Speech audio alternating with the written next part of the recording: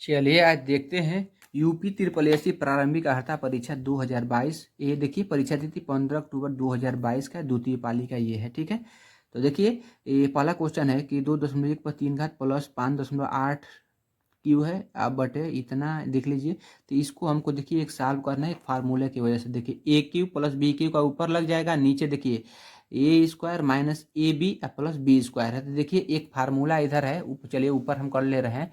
देखिए ए की plus B की है, A square minus B plus B square है। तो देखिए ये फार्मूला देखिए ए की प्लस बी की का फार्मूला क्या है, तो ए प्लस बी दूसरे ब्रैकेट में होता है A square minus A B plus B square होता है। ठीक है, तो अब चलिए देखते हैं।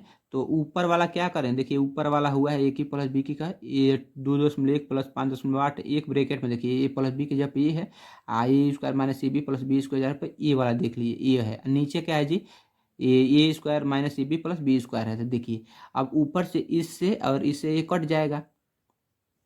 ठीक है, क्या बचा है हमारा, तो हमारा बचा है 2 प्लस ये पूरा से ना, देखिए ये पूरा से ये पूरा कट गया, 2.1 प्लस 5.8 बचेगा। देखिए 2.1 प्लस 5.8 तो ये पूरा मिलकर 7.9 हो गया। तो ऐसे सॉल्व होगा ये वाला क्वेश्चन। चलिए दूसरा क्वेश्चन देखते हैं।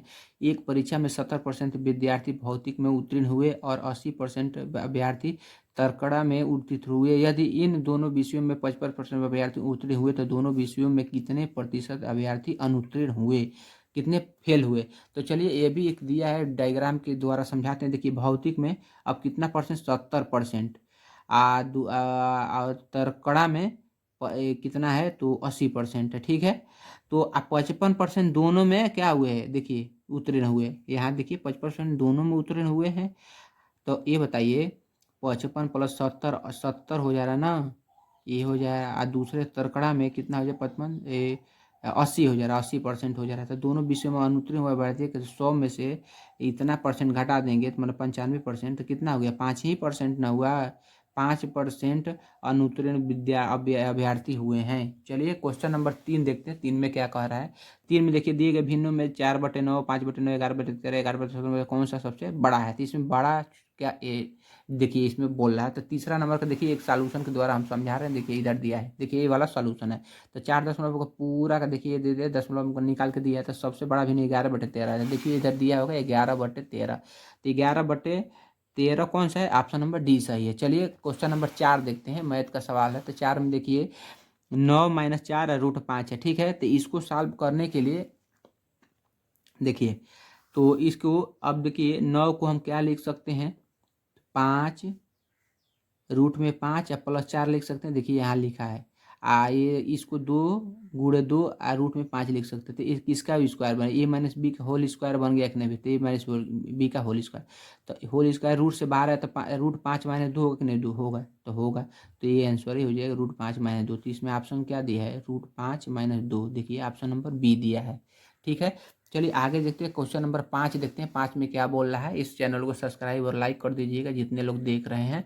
तो देखिए 308 125 45 120 और 102 औसत है। तो इसका औसत क्या है भाई, तो सबको जोड़ दे, उतना से भाग दे दो, 1 2 3 4 5, 5 से भाग देना। देखिए पूरा जोड़ दिया, इधर देखना जोड़ दिया, जोड़ने पे क्या आ रहा है 700 आ रहा है। 700 में 5 से भाग दिया तो 140 का आंसर आ गया। देखिए कौन सा दिया, ऑप्शन नंबर ए दिया है 140। चलिए क्वेश्चन नंबर 6 से 10 देखते हैं। इसमें दिया है 6 से 10। तो वर्ष 2011 से 2015 के दौरान 5 जिलों से प्रतियोगी परीक्षाओं को उपस्थित उत्तीर्ण और चयनित उम्मीदवारों की संख्या आंकड़ों की तालिका निम्नलिखित में से निम्नलिखित अध्ययन करें तो उस पर आधारित प्रश्नों का उत्तर दे। देखिए इसमें पूरा डिटेल दे दिया है कि 2011 में उपस्थित हुए, अनुत्तीर्ण हुए, चयनित हुए, उपस्थित, ये पूरा दे दिया है। देख लीजिए ये भी दे दिया 2013 2014 2015 का पूरा दे दिया है। देखिए यहाँ 2000 तो ये जिला ABC जिला दिया है, ठीक ना। इसमें जिला इधर देखिए उसी का दूसरा देखिए जो है जिला डी, जिला ई दे दिया है पूरा। देखिए वर्ष 2011 में 8200 उतरे हुए, 680 चयनित हुए 85, ठीक ना, दे दिया है। 6वां क्वेश्चन नंबर देखते हैं कि किस जिले में लिए विगत वर्षों में चयनित उम्मीदवारों की संख्या औसत संख्या न्यूनतम है। तो ये कह रहा है किस जिले में सबसे कम जनसंख्या वह उत्तीर्ण हुआ है।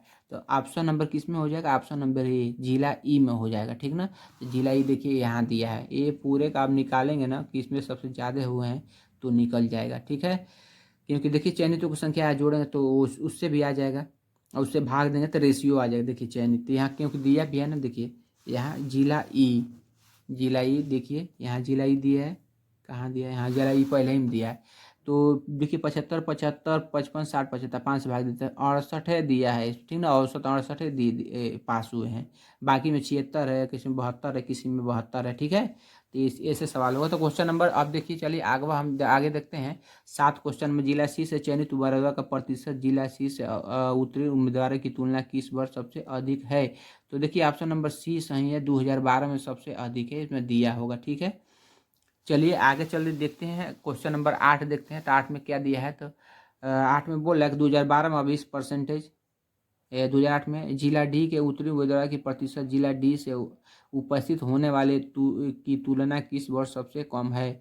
तो सी ऑप्शन 2013 में सबसे कम है, देख लीजिएगा। चलिए आगे चलते हैं, यहाँ ये भी देख लीजिए सॉल्यूशन में। 9वां देखते हैं, वर्ष 2011 में जिलों की उपस्थित उम्मीदवारों की तुलना चयनित उम्मीदवारों की प्रतिशत सबसे अधिक था, तो किसमें था, तो ऑप्शन नंबर बी जिला ए में सबसे अधिक था, ठीक है, जिला ए में सबसे अधिक था, ठीक है। चलिए आगे चलते हैं हम। चलिए क्वेश्चन नंबर हम 10 देखते हैं। 10 यहाँ दिया है, समीक्षाधीन अवधि के दौरान जिला ई के चयनित उम्मीदवारों की संख्या इस अवधि के दौरान जिला ए के चयनित उम्मीदवारों की संख्या का लगभग कितना प्रतिशत है। तो ऑप्शन नंबर डी सही है, 88.54% है।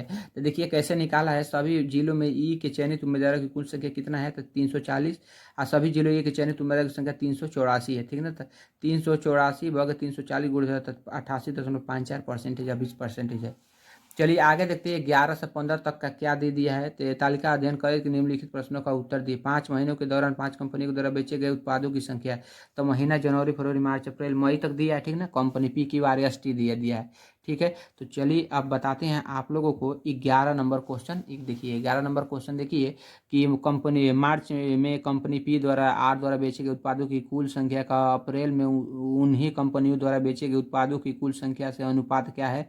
तो ये ऑप्शन नंबर ए देखिए 59 संबंध रेशियो ये 80 है।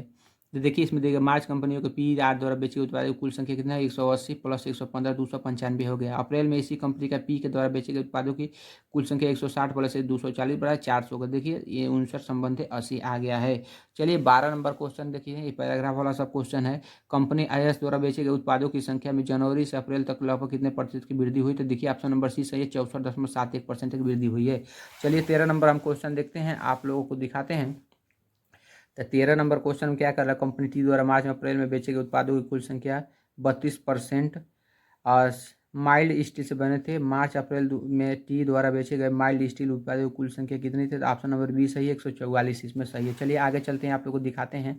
ये 14 नंबर में फरवरी में कंपनी पी एस टी द्वारा बेचे गए उत्पादों की औसत संख्या कितनी है। तो डी सही है, तो इसमें कितना है, 118 सही है, ठीक है। तो आप देख लीजिए जीके, देखिए कैसे आप फरवरी में पी एस टी ई द्वारा बेचे गए उत्पादों की कुल संख्या कितना है, 155 110 90 3 से भाग दें तो औसत 118.33 आ गया है अनुमानित। चलिए 15 हो गया। आप लोग को 16 नंबर क्वेश्चन दिखाते हैं, ठीक है। तो 16 नंबर में फिर से 16 से 20 में पाई चार्ट ये वाला चार्ट दे दिया है, ठीक ना, सर्कल वाला।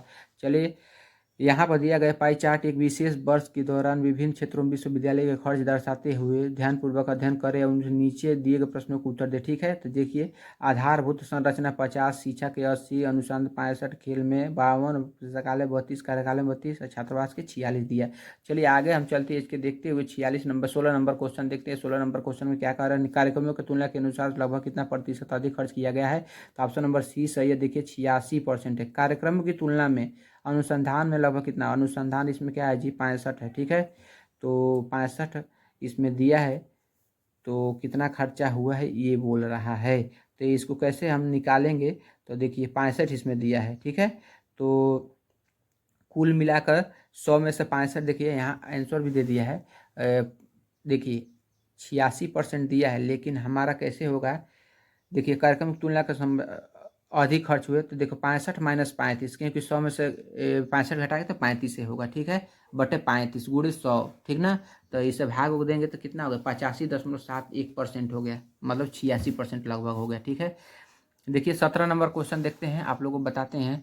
छात्रावास की कुल खर्च का लगभग कितना प्रतिशत खर्च किया जाता है। तो ऑप्शन नंबर 12.78। तो इसमें भी आंसर दे दिया, आप लोग को दिखा रहे। कुल खर्च 360 है, छात्रावास का खर्च 46 है अवहिष्ट परसेंटेज किया, 46/360 × 100 तो 12.78% आ गया।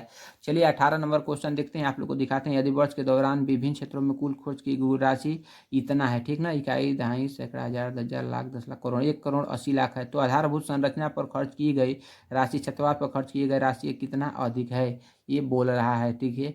तो ऑप्शन नंबर बी सही है। इसमें आप लोग देख लीजिए क्या दिया है।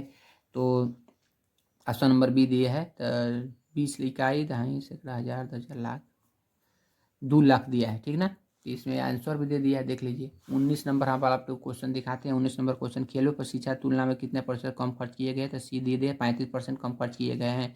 खेलों पर खर्च कितना है, 52% तथा शिक्षा पर 80% है। खेलों में शिक्षा की तुलना में कितना है, 28। तो 28 तो 100% के बराबर है। तो 28 100/80 × 28/35, खेलों में शिक्षा में 35% किया गया है। चलिए 20वां नंबर क्वेश्चन देखते हैं, आप लोग को दिखाते हैं। यदि वर्ष के दौरान खेलों में खर्च की गई कुल राशि 1.8 करोड़ थी, तो शिक्षा और अनुसंधान में कुल खर्च की राशि कितना हुआ। तो स्टार दे दी। इसका कोई आंसर नहीं दे, अंतिम पत्रक में विकास ये त्रुटि। चलिए 21 नंबर क्वेश्चन हम देखते हैं, 21 से 25 तक है। निम्नलिखित लाइन ग्राफ रेखा में आरेख में 2001 से 2006 के अवधि के दौरान दो कंपनी ए बी अर्जित प्रतिशत लाभ प्रदान किए गए, ठीक है। तो देख लीजिए ग्राफ, देख लीजिए पूरा, आप लोग को हम बता देते हैं। 21 नंबर क्वेश्चन क्या दिया है। तो 21 नंबर क्वेश्चन में दी है 2005 में दो कंपनी ए और बी आय क्रमश 3 संबंधे 4 के अनुपात में थी। 2005 में उनके व्यय में क्रमश अनुपात क्या थी। तो देखिए सी नंबर सही है, 45 संबंध 68 है। देखिए कैसे सॉल्व किया था। तो माना कि कंपनी 2005 में ए किया है, बी का व्यय बी है, और 2005 में कंपनी की ए का 70% है, बी का कितना 50% है। तो व्यय प्लस लाभ तो आय होता है। तो प्रश्नानुसार देखिए यहाँ सॉल्व करने के बाद देखिए कितना आया। तो ए संबंधी भी 45 संबंध थे, 68 दे दिया है, ठीक है। तो 22 नंबर क्वेश्चन देखिए, जिनको नहीं मिला है एकदम रट लीजिएगा, यही क्वेश्चन आने वाला है। यदि 2005 में दो कंपनियों का आय समान थी, तो 2005 में कंपनी ए के व्यय का कंपनी बी के व्यय से अनुपात क्या था। तो आप ये देखिए 15 संबंधी 17 था। देखिए ऑप्शन यहाँ भी दे दिया है आप लोग को।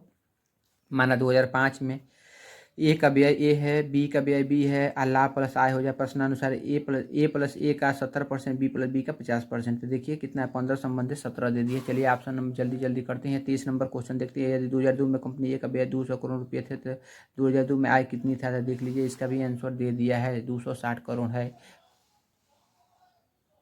चलिए 24 नंबर क्वेश्चन देखते हैं। यदि 2001 में कंपनी ए बी का व्यय समान था, तो और उनके 2001 में दो कंपनियों का कुल आय 342 करोड़ रुपये था, तो 2001 में दोनों कंपनियों का कुल लाभ कितना था।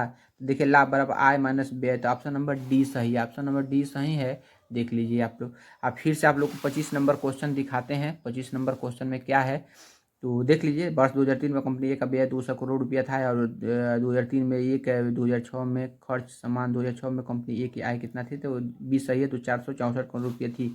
चलिए आप देख लीजिए, इसका सॉल्यूशन भी देख सकते हैं आप लोग। चलिए 26 नंबर देखते हैं। अब यहाँ से आ गया हिंदी।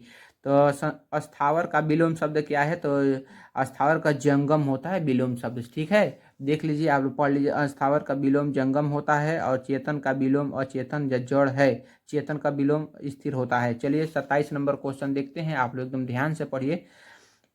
बिल्ली को पहले ही दिन मारना चाहिए का अर्थ क्या है। तो ऑप्शन नंबर बी सही है, भय का शमन शुरू से ही कर देना चाहिए, ये मतलब होता है 27 का। चलिए 28 का हिंदी देखिए। स्वल्प स्वल्प का संधि विच्छेद क्या है। तो ऑप्शन नंबर डी सही है, सु प्लस अल्प होता है। देख लीजिए ये यहाँ भी देख लीजिए, ठीक ना। ऑप्शन नंबर डी सही, सु प्लस अल्प होता है। चलिए 29 नंबर क्वेश्चन आप लोग को दिखाते हैं, क्या दिया है क्वेश्चन में। तो ये रट के जाइएगा, हिंदी बहुत इंपॉर्टेंट है। इति प्लस इति का अर्थ क्या होता है। तो ऑप्शन नंबर समाप्ति प्लस विघ्न होता है। चलिए 30 नंबर हम क्वेश्चन आप लोगों को दिखाते हैं। 30 नंबर में क्या दिया, ईश्वर में विश्वास रखने वाला ईश्वर शुद्ध वाक्य क्या हो सकता है। तो आस्तिक होता है। ईश्वर में न विश्वास करने वाला को नास्तिक कहते हैं, और ईश्वर में विश्वास करने वाले आदमी को आस्तिक कहते हैं। तो देखिए यहाँ भी दे भी दिया है, ईश्वर में विश्वास रखने वाला आदमी को समूह को एक शब्द में आस्तिक कहते हैं, ईश्वर में विश्वास न रखने वाले शब्दों को लिए एक शब्द में नास्तिक कहते हैं। चलिए 31 नंबर क्वेश्चन देखते हैं, याद करके जाइएगा। जो हमारे चैनल को सब्सक्राइब कर दीजिएगा। निम्नलिखित में से किस राज्य का सरकार ने 5,000 रुपये की काशी यात्रा सब्सिडी योजना शुरू की है। तो ऑप्शन नंबर सी सही है, कर्नाटक किया है, ठीक है। जून 2022 में तीर्थयात्रियों की काशी दर्शन की सुविधा देने के लिए कर्नाटक सरकार ने 5,000 रुपये की काशी यात्रा योजना शुरू की है। बहुत बढ़िया योजना है। काशी में है, बनारस में है, हमारे उत्तरी प्रदेश में घूमने के लिए कर्नाटक सरकार ने 5,000 रुपये दे रही थी उस समय। 32 नंबर क्वेश्चन देखते हैं। जून 2022 में भारत ने निम्नलिखित में से किस देश के साथ कॉमनवेल्थ डिप्लोमेटिक एकेडमिक प्रोग्राम की घोषणा की? तो ऑप्शन नंबर सी सही है, यूके के किया है। ठीक है, चलिए आगे आपको दिखाते हैं, ये पढ़ लीजिएगा। 33 नंबर क्वेश्चन आप लोग को दिखाते हैं कि डैश डैश कंपनी ने IAF हेलीकॉप्टर के लिए ADS की आपूर्ति हेतु बेलारूसी कंपनी और उसकी सहायता कंपनी के साथ समझौता ज्ञापन पर हस्ताक्षर किए। तो देखिए ऑप्शन नंबर 33 का देख लीजिए, ऑप्शन नंबर कौन है आप लोग को दिखा रहे हैं। 33 का ऑप्शन नंबर डी सही है, देख लीजिए यहाँ डी दिया है, डी भारत इलेक्ट्रॉन लिमिटेड ये होता है, देख लीजिएगा। अब चलिए 34 नंबर क्वेश्चन देखते हैं। निम्नलिखित में से किस भारतीय राज्य की नारी को नमन नाम से एक योजना शुरू किया है? तो कौन नमन नाम? तो हिमाचल प्रदेश ने किया है। 34 नंबर। अब चलिए 35 नंबर क्वेश्चन देखते हैं। प्रधानमंत्री नरेंद्र मोदी निम्नलिखित में से किस जिले के डॉक्टर संपूर्णानंद स्पोर्ट्स स्टेडियम से एक कार्यक्रम में 1800 करोड़ रुपये की योजना का उद्घाटन और शिलान्यास किया था? ऑप्शन नंबर ए सही है, वाराणसी है ये। चलिए आगे चलते हैं। आप लोग देख दीजिए, 7 जुलाई 2022 को प्रधानमंत्री नरेंद्र मोदी ने वाराणसी जिले के डॉक्टर में स्थित संपूर्णानंद स्पोर्ट्स स्टेडियम 1800 करोड़ रुपये की अधिक से विभिन्न योजनाओं का उद्घाटन के शिलान्यास किया। चलिए आगे देखते हैं। 36 नंबर क्वेश्चन, किस स्थान ने इंडियाज बूमिंग गिग के प्लेटफॉर्म इकोनॉमी शीर्षक की एक रिपोर्ट जारी किया? तो 36 का ऑप्शन नंबर डी है, नीति आयोग ने जारी किया है। चलिए आगे चलते हैं। 37 नंबर क्वेश्चन आप लोग को दिखाते हैं, एक नंबर रट के जाइएगा। निम्नलिखित में से कौन सी राज्य सरकार सिंगल एंट्री मल्टीपल एग्जिट के विचार पर एक एजुकेशन टाउनशिप बनाने की योजना बना रही है? तो ऑप्शन नंबर डी सही है, उत्तर प्रदेश बना रही है। ये पढ़ लीजिए, बहुत इंपॉर्टेंट। अगस्त 2022 में उत्तर प्रदेश सरकार सिंगल एंट्री मल्टीपल एग्जिट के आधार पर एजुकेशन टाउनशिप बनाने का विचार कर रही है। चलिए ठीक है। तो 38 नंबर क्वेश्चन आप लोग को दिखा रहे हैं। निम्नलिखित में से कौन सा भारत का सबसे छोटा केंद्र शासित प्रदेश है? तो बी सही है, लक्षद्वीप सबसे छोटा केंद्र शासित प्रदेश है। चलिए आप लोग को देख लीजिए, भारत का सबसे छोटा केंद्र शासित प्रदेश लक्षद्वीप, इसका कुल क्षेत्रफल 32 किलोमीटर प्रति स्क्वायर है। ठीक ना। चलिए 39 नंबर क्वेश्चन देखते हैं। छात्र परिस्थिति के लिए नया डिजिटल प्लेटफॉर्म कैंपस पावर किस बैंक द्वारा लॉन्च किया गया है? तो 39 का ये सही है, ICICI बैंक द्वारा किया गया है। चलिए ये पढ़ भी लीजिए। 23 जून 2022 को ICICI बैंक ने भारत और विदेशों में उच्च शिक्षा प्राप्त करने के इच्छुक छात्रों के जरूरतमंदों को पूरा करने के लिए एक digital platform campus power launch करने की घोषणा की। आगे और पढ़ लीजिएगा। चलिए 40 नंबर क्वेश्चन देखते हैं। भारत में कितने राज्य बांग्लादेश के साथ सीमा साझा करता है? तो ऑप्शन नंबर सी है, 5 राज्यों के साथ सीमा साझा करता है। चलिए कौन कौन से सीमा साझा करते हैं ये भी बताया है इसमें। देखिए 5 राज्य कौन से हैं? तो 5 राज्य बांग्लादेश के साथ सीमा करना। पहला कौन सा? पश्चिम बंगाल, दूसरा असम, मेघालय, त्रिपुरा और मिजोरम है। चलिए 41 नंबर क्वेश्चन आप लोग को दिखाते हैं। निम्नलिखित में से पोलैंड की राष्ट्रीय मुद्रा क्या है? तो पोलैंड की राष्ट्रीय मुद्रा डी देखिए जलाटी है। ठीक ना। पोलैंड की राष्ट्रीय मुद्रा जलाटी, पोलैंड की राष्ट्रीय मुद्रा जलाटी। चलिए 42 नंबर क्वेश्चन देखते हैं। कई बार हम लोग पढ़ लिए। तो 42 नंबर क्वेश्चन में क्या दिया है? उत्तर प्रदेश क्या एक लोकप्रिय शास्त्रीय नृत्य कौन सी है? तो कथक है, उत्तर प्रदेश का है। देखिए यहाँ पढ़ भी सकते हैं।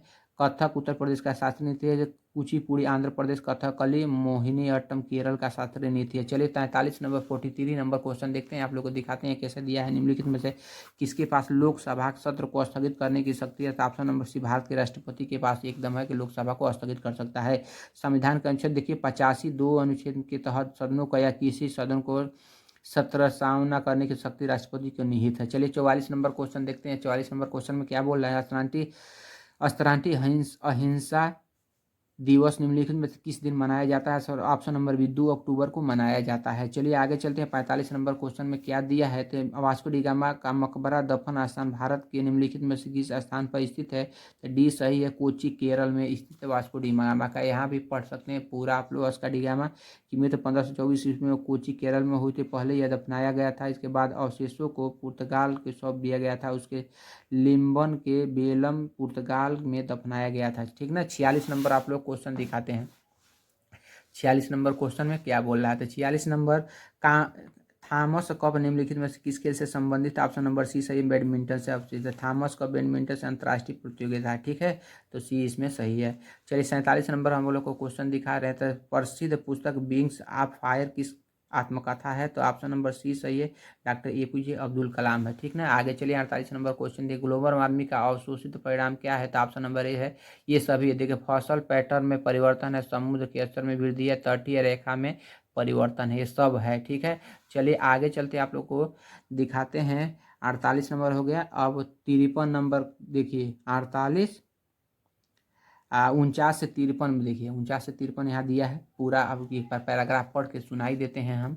देखिए, आजकल पढ़े लिखे नवयुवक विदेशी संस्कृति के जीवन अपनी ओर सर्वाधिक आकर्षित कर रहे हैं। इसके लिए कई माता पिता भी सामना होता है। इसके संतान विदेशों में पढ़ने जाए, वहाँ एक सुख चैन की जिंदगी से बसर करे और समाज में उनका नाम ऊंचा हो। इसके लिए कुछ गलत भी नहीं है। भारत में बेकारी है, गरीबी है, गंदगी है, प्रदूषण है, भ्रष्टाचार है, लूटपाट और विदेशों में इनके सर्वथा विपरीत स्वर्ग आनंद और माँ बाप के अथक प्रयासों के परिणाम के असफल से बच्चे विदेशों में पढ़ने के लिए बसने चले जाते हैं। चलिए यहाँ तक आप लोग देख लिए और आगे चलते हैं। शुरू में ही माता पिता सगे संबंधी सभी याद आते हैं और कालांतर में बच्चे वहाँ की जिंदगी और वहाँ की कथा कथित सभ्यता में इतने रस बस जाते हैं कि धीरे धीरे वे पड़ोसियों के सगे संबंधी अपने भारतीय मित्रों और माँ बाप को भूलने लगते हैं। पहले ही एक दो बार इसके क्रमश धीरे धीरे भारत में अपना आना कम होने लगता है। और अगर विदेशी मेम से, देखिए मेम से बोल दिया है यहाँ, विदेशी मेम से, तो देखिए विदेशी मेम से शादी हो जाए तो कहने ही क्या है। कुछ एक को छोड़कर ज़्यादातर ये हाल है जिसमें उनके बच्चे उतना ही दोष भी है और न ही विदेश भेजने वाले अभिभावक को कथाचित उतने ही दोषी हैं। शायद उनके संस्कारों में ही कोई कमी रह गई हो। पीढ़ियों के अंतराल में प्रभाव को समझ न रखने वाले ज़्यादातर माँ बाप 2-4 महीने तक संतान के पास जाकर इसके बाद वापस विदेश आ जाते हैं, क्योंकि उनके कमाऊ पुत्र स्वदेश में आकर बसना नहीं चाहते। बच्चों की शिकायत है कि माँ बाप उनकी पत्नी और बच्चे के साथ एडजस्ट नहीं करते और अपनी पुरानी ज़माने की चीज़ों को यहाँ थोपने चाहते। देखिए ठीक ना, और आगे चलिए, आगे क्या बोल रहा है, चीज़ों के यहाँ थोपना। इस प्रकार व्यवहार में वे हमारे साथ कैसे रह पाएंगे। देखिए अपने द्वारा भोगे जाने वाले कष्टों और दुश्चिंताओं की चर्चा माँ बाप किसी से नहीं करते। उनके लिए द्वारा किए गए निर्माण पर जग हंसाई के डर के साथ रहने वाले बुढ़ापे में कष्टों और बीमारियों को अकेले ही झेलने, बच्चों के वियोग में अनकही पीड़ाओं के साथ एक एक करके दोनों अंततः एक दुनिया में विदा हो जाते हैं, मर जाते हैं। ठीक है, चलिए इसका आंसर देते हैं। 49 नंबर क्वेश्चन क्या कह रहा है, तो देखिए आजकल के पढ़े लिखे नवयुवक विदेश में क्यों जाते हैं, सर्वाधिक सबल तर्क कौन सा लगता है। चलिए इसमें सबसे अच्छा तर्क कौन से, माँ बाप का सपना पूरा करने और सुख चैन की जिंदगी बसर करने तथा समाज में प्रतिष्ठा बढ़ाने के लिए जाते हैं। ये ऑप्शन सी सही है एकदम, देखिए दिया भी है। चलिए आगे चलते हैं। 50 नंबर क्वेश्चन देखते हैं, इसमें क्या दिया है, इसको क्या दिख रहा है। इस प्रकार व्यवहार करने वाले साथ कैसे रह पाएंगे। यहाँ ऐसे ही व्यवहार की ओर संकेत जिसमें से उनकी संतान उन्हें अपने साथ नहीं रख पाती। तो 50 का ऑप्शन नंबर 20 है। ये देखिए, बच्चों के परिवार के सदस्य पति पत्नी उनके बच्चों के रहन सहन, खाना पाना, पहनावे, चाल चलन पर ऐतराज और कटाक्ष करते होंगे। ठीक है, ये भी सुटेबल है। चलिए आगे चलते हैं। 51 नंबर क्वेश्चन क्या बोल रहा है, तो विदेश में जा बसे बच्चों को व्यवहार परिवर्तन के लिए कौन दोषी है। अनुच्छेद को ध्यान में रखते हुए सर्वाधिक सबल तर्क को चुनिए। 51 का ये सही है। और अधूरे संस्कार, ठीक ना, अधूरे संस्कार से ऐसा हो सकता है, ये भी एक दावा है। चलिए आगे चलते हैं। 52 नंबर क्वेश्चन देखते हैं क्या दिया है। विदेश में जा बसने वाले बच्चे माँ बाप अपने द्वारा भोगे जाने वाले कष्टों की दुर्निश्चयताओं की चर्चा क्यों नहीं करते। तभी तो दिया है, तो जग हंसाई के कारण ऐसा नहीं करते, दूसरों से नहीं करते। इसमें ऑप्शन दिया भी है जग हंसाई से बचने के लिए। देखिए ऑप्शन नंबर सी भी दिया है। ठीक है, अभी पढ़े थे ऊपर पैराग्राफ में। ठीक है, तो आगे चलिए, आगे चलते हैं। 53 नंबर क्वेश्चन आप लोग को बताते हैं। बच्चों की शिकायत है कि माँ बाप उनकी पत्नी और बच्चों के साथ एडजस्ट नहीं करते और पुरानी ज़माने की चीज़ों को यहाँ थोपना चाहते हैं। इनके लिए कौन सा सही है। तो देखिए, 2 पीढ़ियों का अंतराल, देखो माता पिता बिना बात हट हो जाने, देखिए 2 पीढ़ियों का अंतराल ये भी हो सकता है। ऑप्शन नंबर 20 सही है। ठीक है, चलिए एक और पैराग्राफ देखते हैं। 54 से 58 तक का इधर दिया है, देख लीजिए, आप लोग को दिखा रहे हैं। 54 से 58 तक का यहाँ दिया था। चलिए एक बार पूरा पढ़ लेते हैं इसको भी, नहीं होता इसको भगा कर देख लीजिए आप लोग वीडियो। आज परिवार का विघटन होता जा रहा है, परिवार सीमित और छोटे होते जा रहे हैं। पढ़े लिखे परिवार 1 या 2 बच्चे ही होते हैं। माँ बाप उनके उपलब्ध संसाधनों से बड़े लाड प्यार से बच्चों की अच्छी शिक्षा दिलवाते हैं और दुलार के साथ बड़ा करते हैं। पुराने समय का एक प्रश्न फड़ाड़ी वर्षाड़ी 10 वर्षड़ी षड्यंत वाला फार्मूला अब बदल चुका है। इतना लाड़ मिलने के बावजूद आज नई पीढ़ी बच्चों असहनीय होते जा रहे हैं। अगर शिक्षक कक्षा में उनके कुछ भी कह देते हैं तो घर में माँ बाप कोई चीज़ रिश्तेदार कुछ भी कह दे तो वे तुरंत प्रतिक्रियाशील हो जाते हैं। ठीक है, चलिए आगे चलते हैं।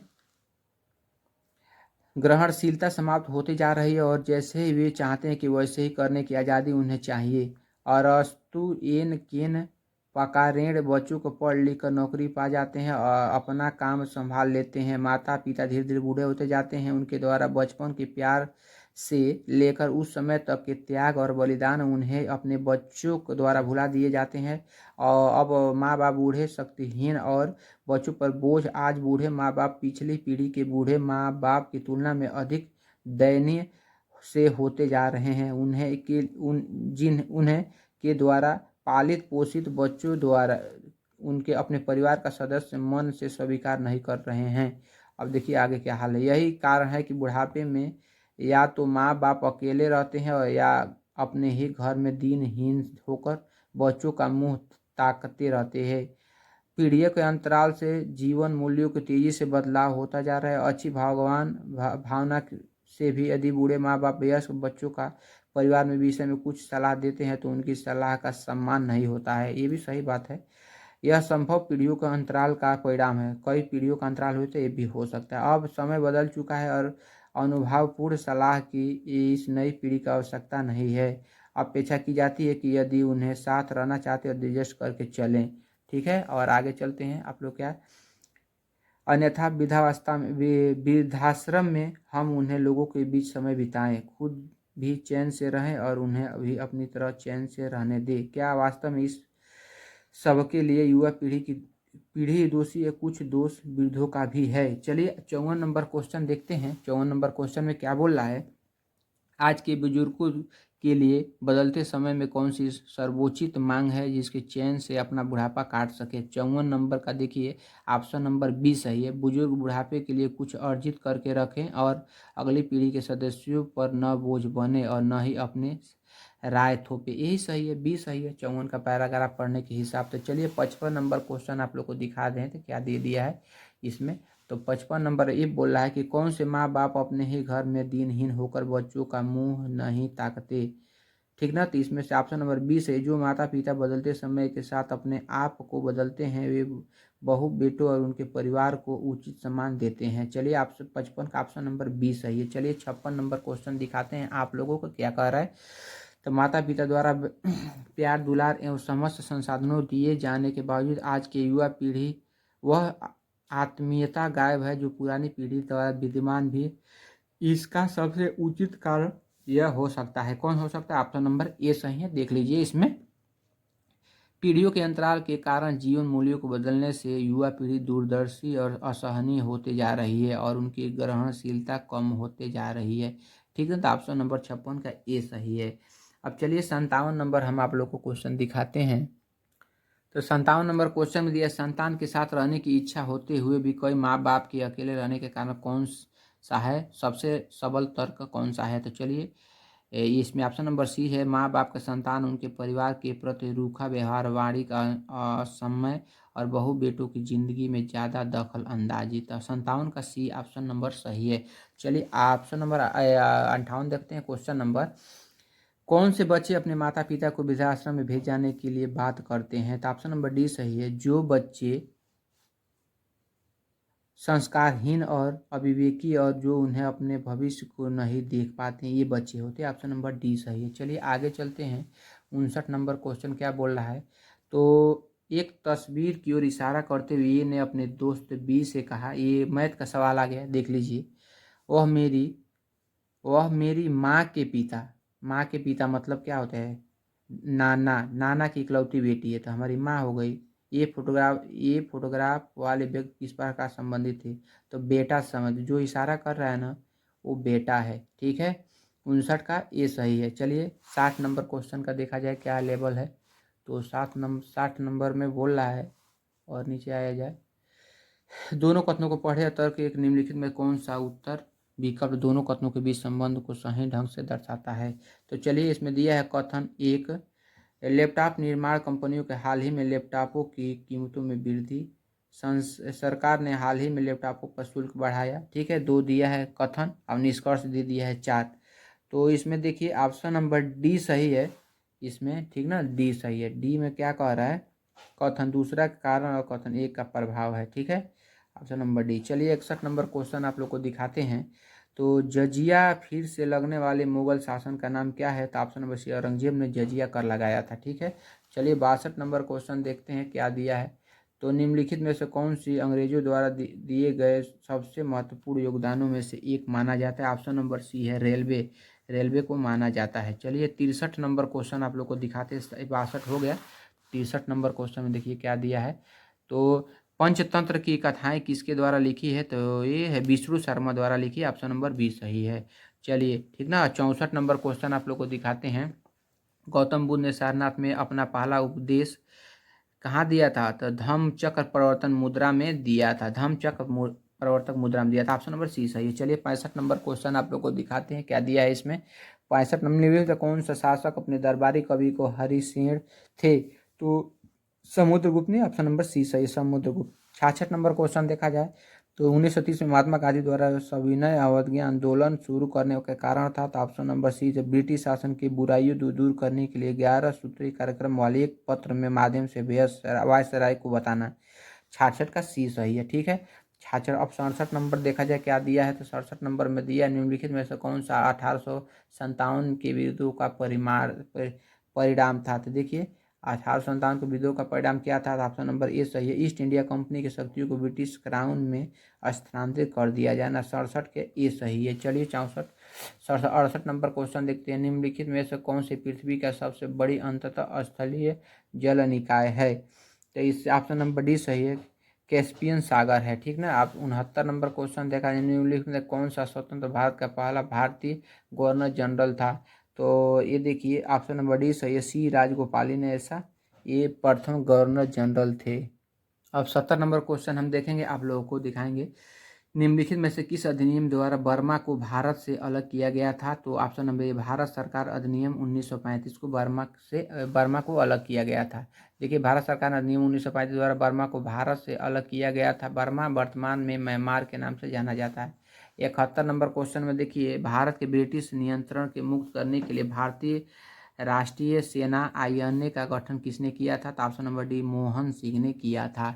चलिए आगे चलते हैं, आगे क्या बोल रहा है कि सागौन के जंगल भारत के निम्नलिखित में से किस राज्य में पाए जाते हैं। तो ऑप्शन नंबर सी, मध्य प्रदेश में सबसे ज़्यादा पाए जाते हैं। चलिए 73 नंबर क्वेश्चन आप लोग को दिखाते हैं।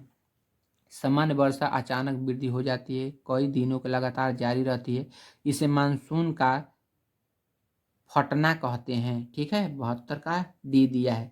चलिए 74 नंबर क्वेश्चन आप लोग को दिखाते हैं। GMT का पूर्ण रूप है।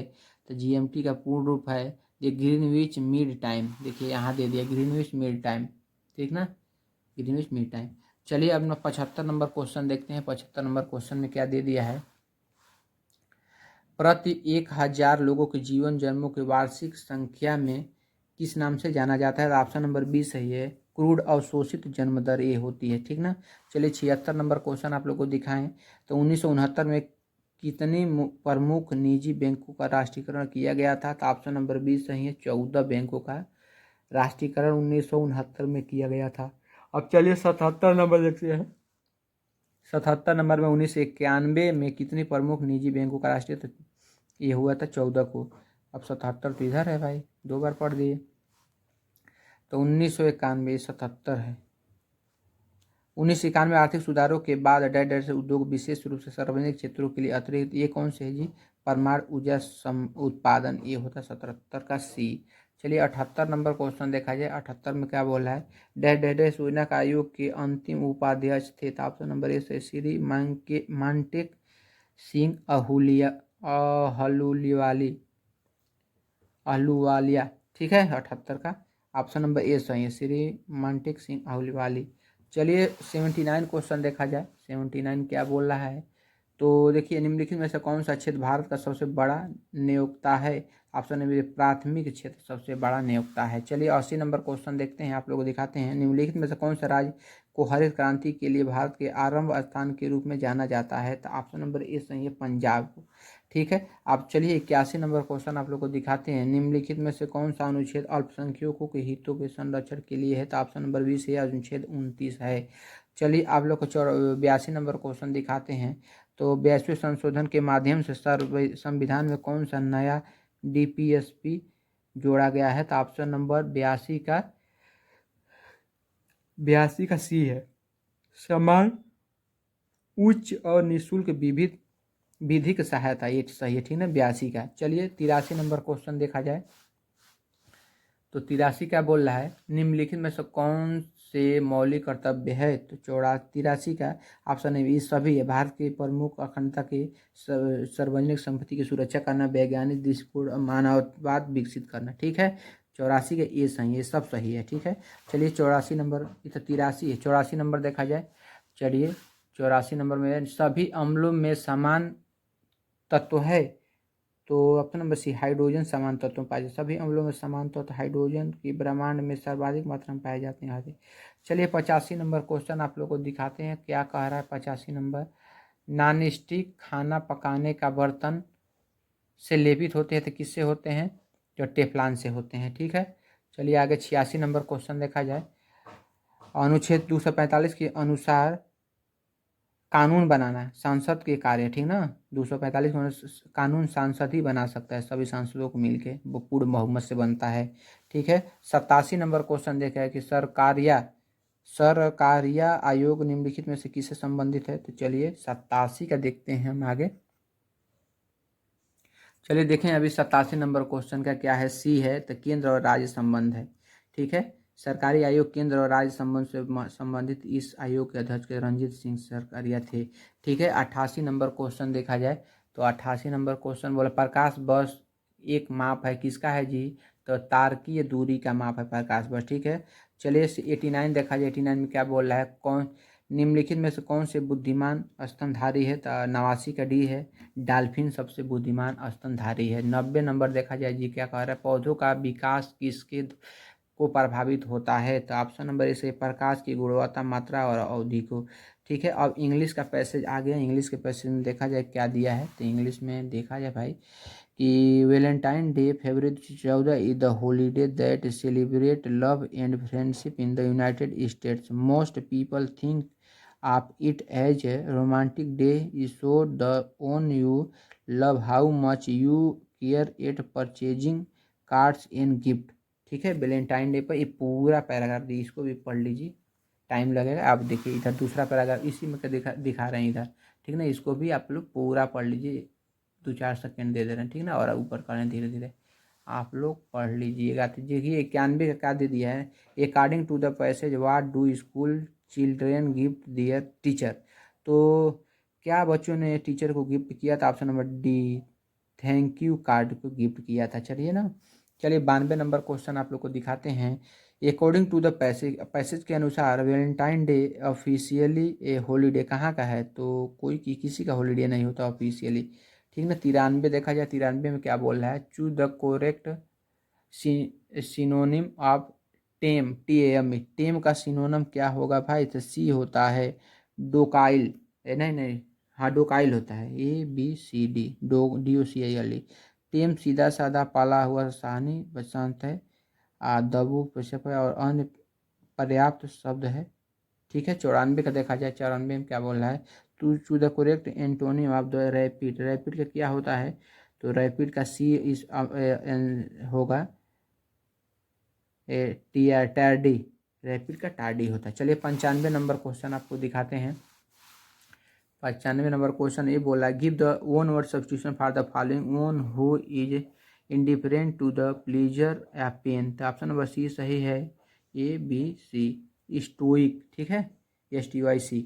चलिए 96 नंबर क्वेश्चन आप लोग को दिखाते हैं। तो 96 नंबर में क्या है, भारत गौरव कैलेंडर 3 में 2022 में रामायण सर्किट के हिस्से के रूप में और बीच हरी झंडी दिखाकर रवाना किया गया। तो ऑप्शन नंबर सी सही है, नेपाल का।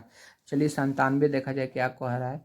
तो 97 बोल रहा है, भारत में दोनों देशों के बीच मजबूत और दीर्घकालिक साझेदारी के निर्माण के लिए चल रहे प्रयासों के तहत निम्नलिखित में से किस देश को 75 एम्बुलेंस और 17 स्कूल बस उपहार में दी गई। तो ऑप्शन नंबर डी है, नेपाल को दिया गया था। ठीक ना, 98 हम दिखाते हैं आप लोगों को क्या दिया है। निम्नलिखित प्रश्नों में दिए गए विकल्पों को असंगत का चयन कीजिए। देखिए असंगत कौन सा होगा, 701, 401, 101, 301। तो इसमें असंगत कौन सा है भाई, तो ऑप्शन नंबर डी लग रहा है। ठीक ना, असंगत है। देखिए 7 1 8 हो जाएगा, ठीक है, ये सम होगा, 4 1 5, ये 1 1 2, 3 1 4 होगा। ठीक ना, तो अब देखिए इसमें क्या उत्तर दिया है। तो ऑप्शन नंबर डी सही है। ठीक ना, 301। चलिए 99 नंबर क्वेश्चन आप लोग को दिखाते हैं क्या दिया है 99 में। तो 1 जनवरी 2000 को रविवार था, तो 1 जनवरी 2010 को कौन सा सप्ताह का दिन होता है। ऑप्शन नंबर शुक्रवार होगा। ठीक है, तो चलिए 100 को दिखा देते हैं। यदि निश्चित समय में एक्टिव को ईडूजवा ग्रुप कोड किया जाता है, कोड को EWF सीफे को कैसे लिखा जाएगा। ऑप्शन नंबर सी सही है, TGGFDEE होगा 100 का। ठीक है, चलिए इसको देख लीजिए, आप पूरा पढ़ के जाइएगा क्योंकि 7 तारीख या 6 तारीख को दोनों दिन पेपर है। Thank you very much.